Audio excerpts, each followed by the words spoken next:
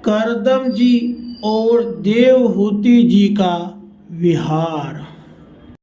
मैत्रेय जी कहते हैं, आत्मज्ञानी करदम जी सब प्रकार के संकल्पों को जानते थे, अतः देवहूति को संतान प्राप्ति के लिए उत्सुक देख तथा भगवान के आदेश को स्मरण कर उन्होंने अपने स्वरूप के 9 विभाग किए तथा कन्याओं की उत्पत्ति के लिए एकाग्रचित से अर्धांग रूप में अपनी पत्नी की भावना करते हुए उसके गर्भ में वीर्य स्थापित किया। इससे देवहूति के एक ही साथ 9 कन्याएं पैदा हुई। वे सभी सर्वांग सुंदरी थी। उनके शरीर से लाल कमल की सी सुगंध निकलती थी। इसी समय शुद्ध स्वभाव वाली सती देवहूति ने देखा कि पूर्व प्रतिज्ञा के अनुसार उसके पति देव संन्यास आश्रम ग्रहण करके वन को जाना चाहते हैं, तो उसने अपने आंसुओं को रोककर ऊपर से मुस्कुराते हुए व्याकुल एवं संतप्त हृदय से धीरे धीरे अति मधुर वाणी में कहा। उस समय वह से नीचा किए हुए अपने नख मंडित चरण कमल से पृथ्वी को कुरेद रही थी।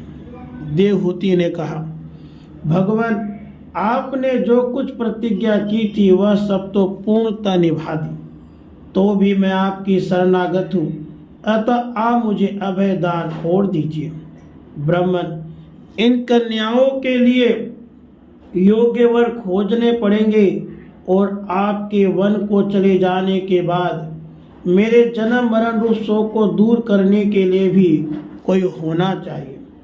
प्रभु, अब तक परमात्मा से मुख होकर मेरा जो समय इंद्रिय सुख भोगने में बीता है वह तो निरर्थक ही गया।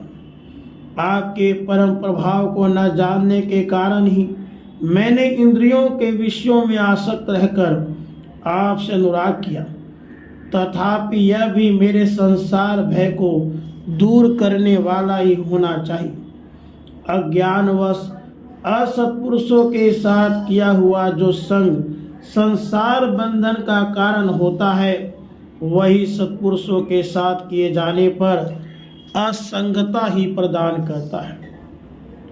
संसार में जिस पुरुष के कर्मों से न तो धर्म का संपादन होता है, न वैराग्य उत्पन्न होता और न भगवान की सेवा ही संपन्न होती है, वह पुरुष जीते ही मुर्दे के समान है।